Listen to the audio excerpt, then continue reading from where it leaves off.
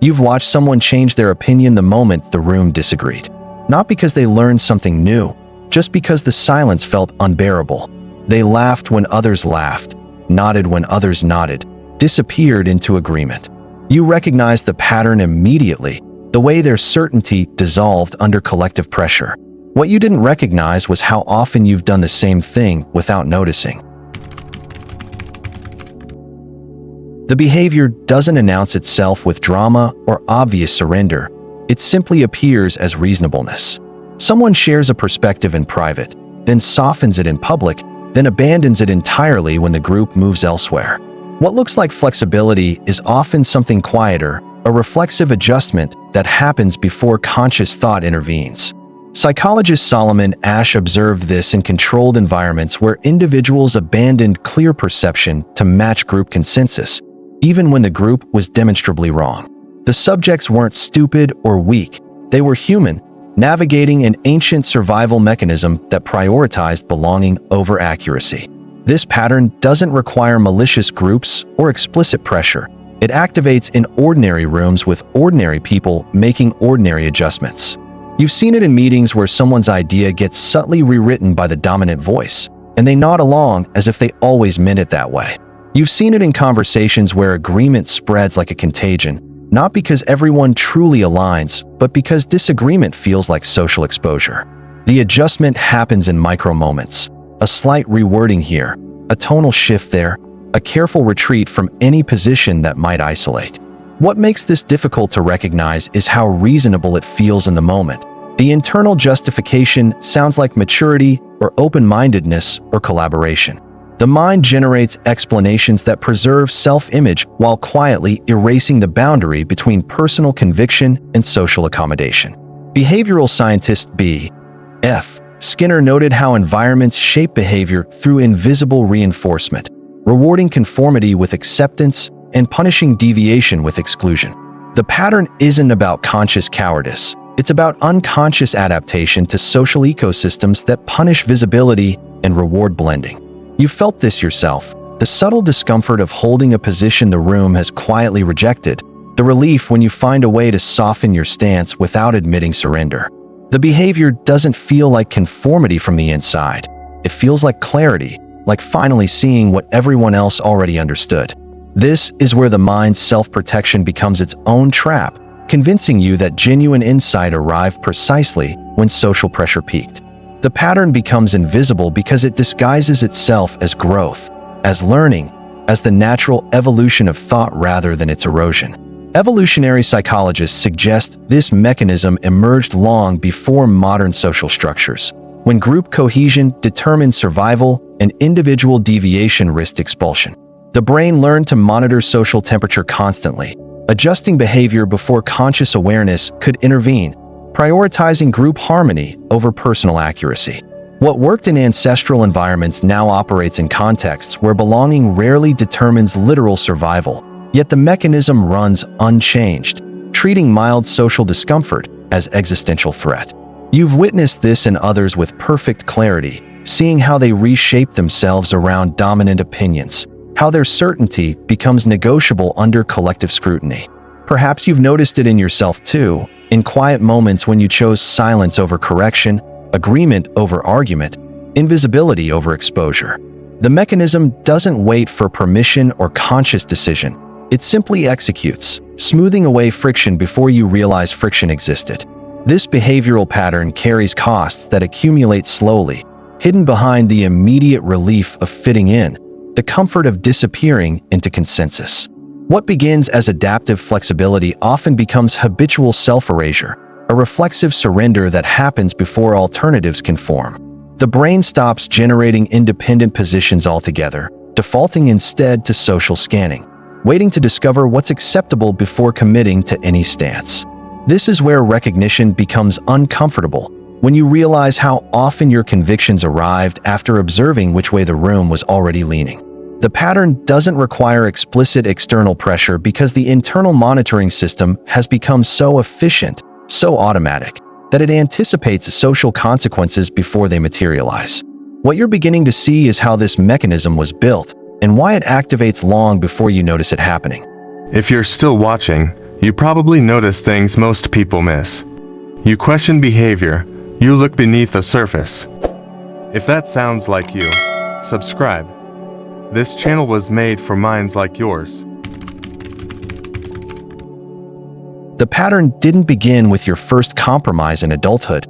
It formed long before language could name what was happening. Childhood operates as a laboratory for social survival where acceptance determines access to protection, resources, attention, and safety itself. A child learns quickly which behaviors earn warmth and which summon coldness, not through explicit instruction, but through thousands of micro-responses that shape neural pathways. Psychoanalyst Erik Erikson described early development as a series of crises where the child negotiates belonging versus autonomy, learning which parts of themselves are acceptable and which must be hidden. The brain doesn't consciously analyze these patterns. It simply encodes them as survival data, building templates that activate automatically when similar social conditions reappear. You learn to read faces before you learn to read words, scanning for approval or disapproval in expressions that shifted too quickly for conscious processing. The parent who withdrew affection during disagreement taught the nervous system that deviation carries relational cost, that safety requires alignment even when alignment feels false. The classroom where your raised hand met silence or mockery trained your brain to assess group temperature before volunteering perspective, to wait for social permission before claiming visibility. These weren't traumatic events requiring therapy. They were ordinary moments that nevertheless instructed the developing mind about the price of standing apart. Behavioral scientists observe how intermittent reinforcement creates the strongest conditioning, how unpredictable acceptance generates constant monitoring rather than stable independence. The child who sometimes gets praised for honesty and sometimes gets punished for it learns to prioritize social reading over truth-telling, to scan the environment for cues about which version of honesty is currently safe. This creates a mind that never fully relaxes into authentic expression, that maintains perpetual vigilance about whether the current environment rewards candor or conformity. The pattern deepens through adolescence when peer acceptance becomes neurologically weighted as survival critical, when social rejection activates the same brain regions as physical pain. Evolutionary pressure designed this sensitivity for environments where group expulsion meant literal death, where belonging to the tribe determined access to food, protection, and reproductive opportunity. The brain inherited mechanisms built for contexts where conformity wasn't weakness but adaptive intelligence, where reading social currents and adjusting accordingly represented sophisticated survival strategy rather than psychological failure. What modern contexts interpret as people-pleasing or weak-mindedness is actually ancient circuitry functioning exactly as designed, protecting you from threats that no longer exist. The mechanism operates below conscious awareness because speed mattered more than accuracy in ancestral environments. You couldn't afford deliberate consideration when social exclusion happened swiftly and irreversibly. Your nervous system learned to detect subtle shifts in group mood, micro-expressions of disapproval, tonal changes that signal danger, then initiate behavioral adjustments before your conscious mind registered what was happening. This automatic scanning continues in modern environments where exclusion rarely threatens survival, yet the brain treats mild social friction as if it carries the same weight as tribal banishment. You felt this in your body before recognizing it in your thoughts. The subtle contraction when your perspective differs from the room, the physical relief when you find a way to align. The pattern reinforces itself through repetition. Each successful conformity teaches the brain that adjustment reduces discomfort, that blending protects better than distinguishing. Over time, the mechanism becomes so efficient that it operates invisibly. You genuinely believe the adjusted position was your authentic thought rather than a socially engineered compromise. The conditioning doesn't require abusive environments or pathological relationships. It emerges from ordinary human development in social systems that inevitably reward some behaviors while punishing others. What feels like personal weakness is actually sophisticated pattern recognition software running programs designed millennia ago, optimized for survival in conditions that no longer exist but continue shaping behavior nonetheless. The brain built these templates early when dependence was total and deviation genuinely dangerous, then continued applying them long after independence became possible and deviation became safe. This is where childhood adaptation becomes adult limitation, where mechanisms that once protected begin to constrain, operating automatically in contexts they were never designed to navigate. The origin reveals why the pattern feels so involuntary, why conscious commitment to authenticity dissolves so quickly under social pressure that barely qualifies as pressure at all. You didn't choose this mechanism, you inherited it, then refined it through years of conditioning that taught your nervous system to prioritize harmony over honesty, belonging over boundary, acceptance over accuracy. What you're beginning to see is how this ancient programming expresses itself in modern social environments, where the stakes are lower but the responses remain unchanged. The pattern doesn't wait for high-stakes moments or dramatic confrontations. It operates most powerfully in ordinary interactions where nothing important seems at risk. You watch it happen at dinner tables where someone begins a story with conviction, then notices subtle disinterest in the room, then quietly abandons the narrative halfway through without acknowledging the shift. The adjustment happens so smoothly that no one comments on it. The speaker simply fades into agreement with whatever topic has captured collective attention instead. In workplaces, the mechanism appears as strategic silence, where people in meetings monitor which ideas gain traction before revealing their own positions, waiting to discover what's safe before committing to visibility. Someone proposes a direction that meets quiet resistance, not open disagreement, but subtle body language, shifted gazes, the absence of enthusiastic support, and the proposal dissolves without anyone explicitly rejecting it. The proposer learns from this silence. Their next contribution arrives pre-adjusted to match the room's implicit preferences, shaped by social temperature rather than independent analysis.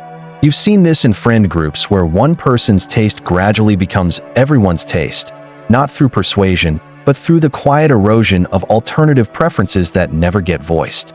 Someone suggests a restaurant, and the group subtly resists. Next time that person suggests something closer to previous choices, then eventually stops suggesting at all, defaulting instead to whatever emerges from more socially confident voices. The pattern creates hierarchies without anyone acknowledging hierarchy exists. Some people's preferences become the template everyone else adjusts toward, not because those preferences are superior, but because those people showed less sensitivity to social friction. Families operate the same mechanism across generations, where certain topics become untouchable not through explicit rules, but through collective avoidance that trains everyone to navigate around uncomfortable territory. A young adult comes home with perspectives that challenge family assumptions, encounters not argument, but withdrawn warmth, subtle disappointment, the feeling of having violated unspoken contracts, and their views quietly reshape themselves toward familial acceptability. The adjustment doesn't feel like surrender, it feels like maturity, like finally understanding nuance, like growth rather than compression into a shape that reduces household tension. Psychologist Irving Janis observed how cohesive groups develop immunity to dissent, where the desire for harmony becomes so powerful that members self-censor before alternative viewpoints can even form fully. The mechanism operates through anticipation rather than enforcement. People learn what the group will tolerate and preemptively adjust their contributions to stay within those boundaries. You've felt this yourself in conversations where your instinct was to challenge an assumption, but something stopped you before words formed, some internal calculation that decided the cost exceeded the benefit. That calculation happened faster than thought. Your nervous system detected potential friction and initiated behavioral adjustment before your conscious mind could intervene with rational objection. Different people notice this pattern in different moments. Some recognize it in professional settings where career advancement seems tied to strategic agreement. Others see it in intimate relationships where maintaining connection requires constant calibration of expressed needs. Sharing observations sometimes helps others recognize patterns they've been living inside without naming, perspectives that remained invisible until someone described them with sufficient accuracy to trigger recognition. The pattern appears differently across power dynamics. Subordinates learn it faster and apply it more consistently than those with structural authority, because the costs of deviation increase as power decreases. An employee disagrees with a manager's directive and watches how quickly their concerns get reframed as misunderstanding rather than legitimate opposition, learns that resistance gets interpreted as confusion, and adjust future responses accordingly. The manager never explicitly demanded conformity. The system simply made nonconformity uncomfortable enough that adjustment happened automatically, preserving everyone's ability to believe the workplace values diverse perspectives.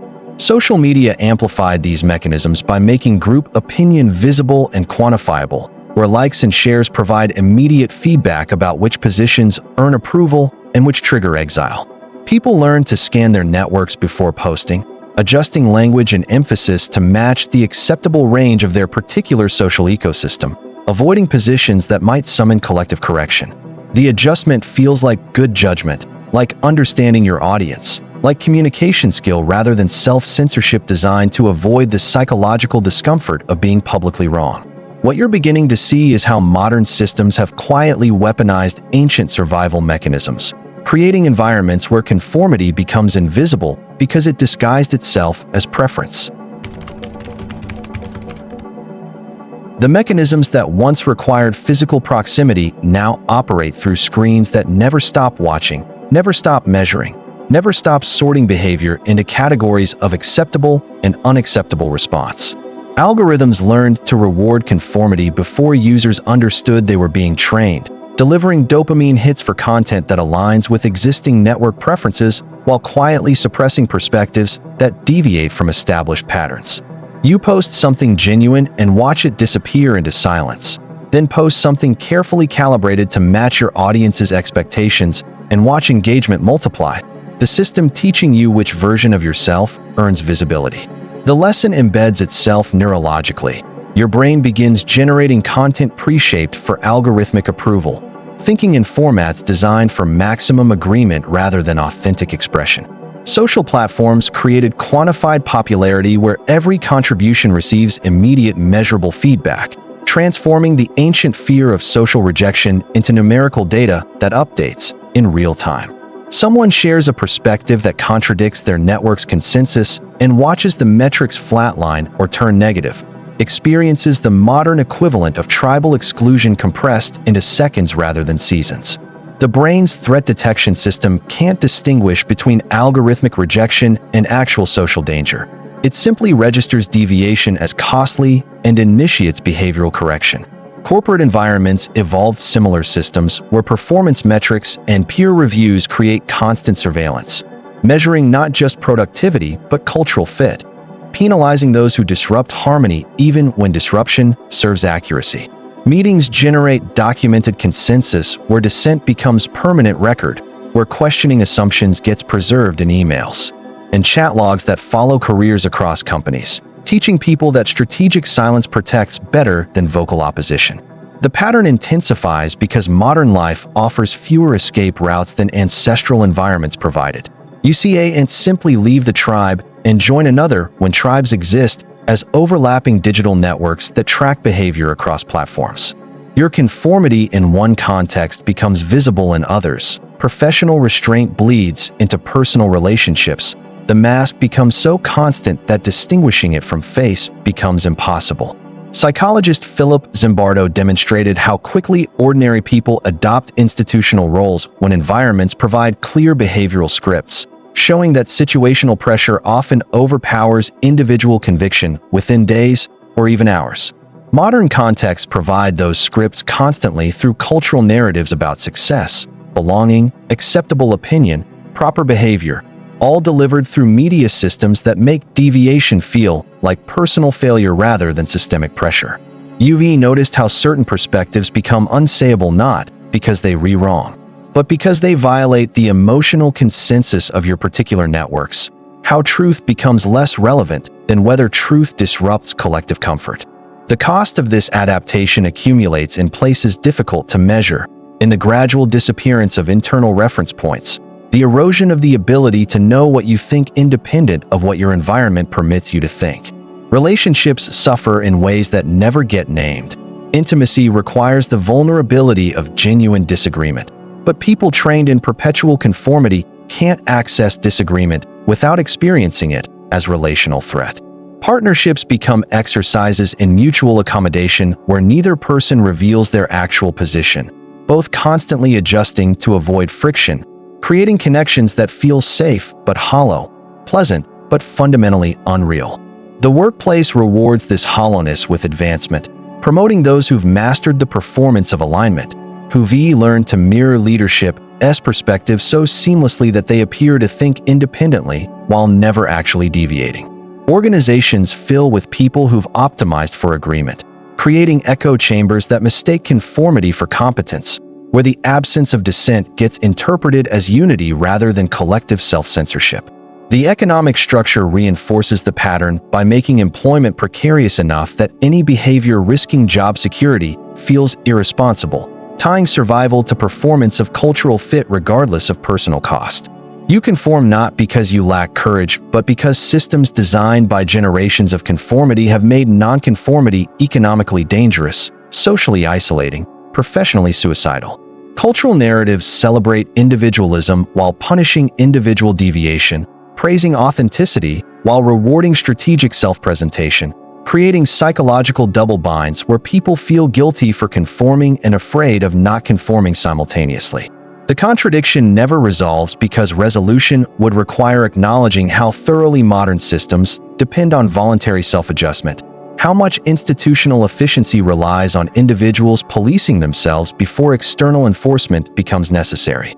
Technology accelerated everything by removing the buffer time that once existed between social performance and social feedback, collapsing the space where private thoughts could exist before being tested against group opinion.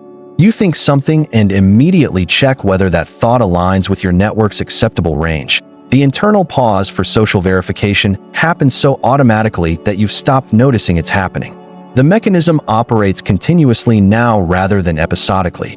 You exist in permanent states of social evaluation where conformity is in a choice. But the default setting your nervous system returns to whenever it detects potential friction.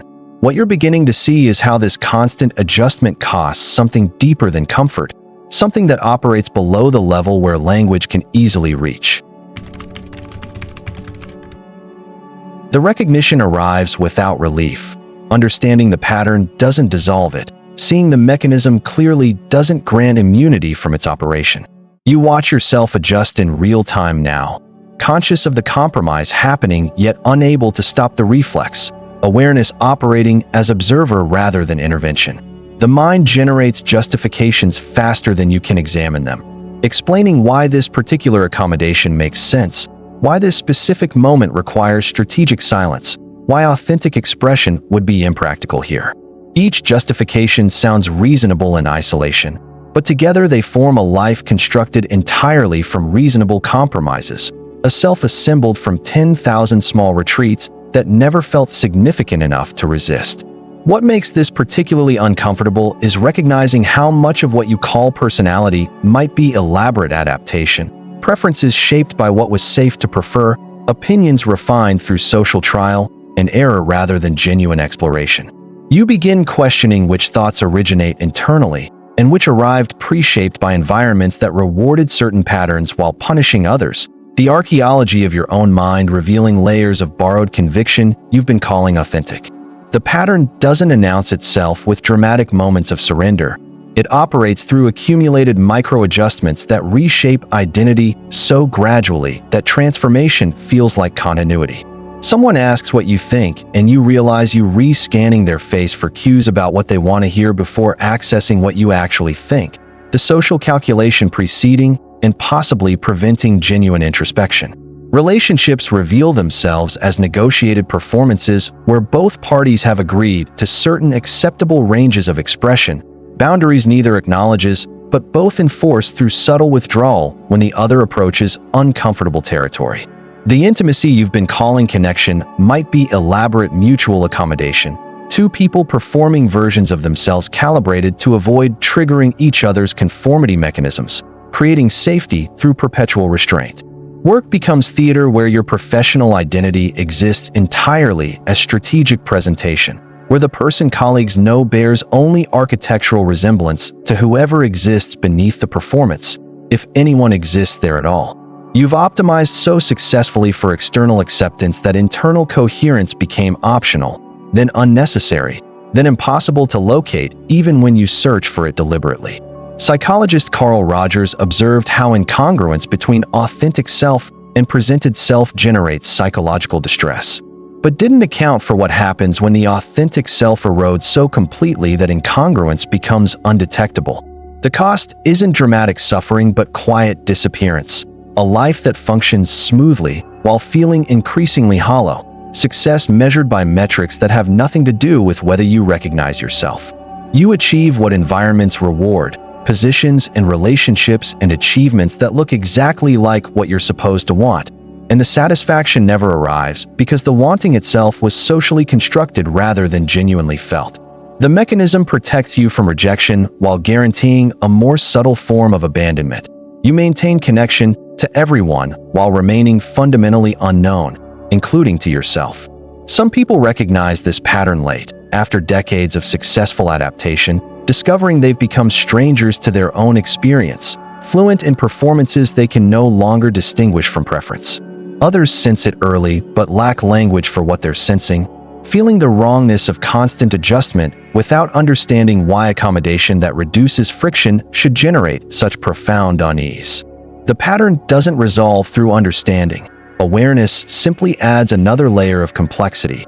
Now you conform while knowing you're conforming, which feels worse than conforming unconsciously. You can't simply choose authenticity because you've lost reliable access to what authentic means. The reference point eroded through years of prioritizing external alignment over internal coherence. The way forward isn't clear because there might not be a way forward. Some adaptations run so deep that reversal becomes impossible. The self you might have been without constant social correction remaining forever theoretical.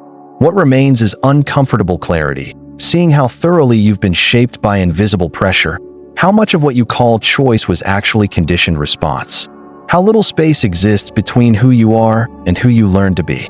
Perhaps others have stood in this same recognition, feeling the weight of accumulated compromise, the strange grief of mourning a self that never got to form because survival required its suppression. The pattern continues operating even now, even here.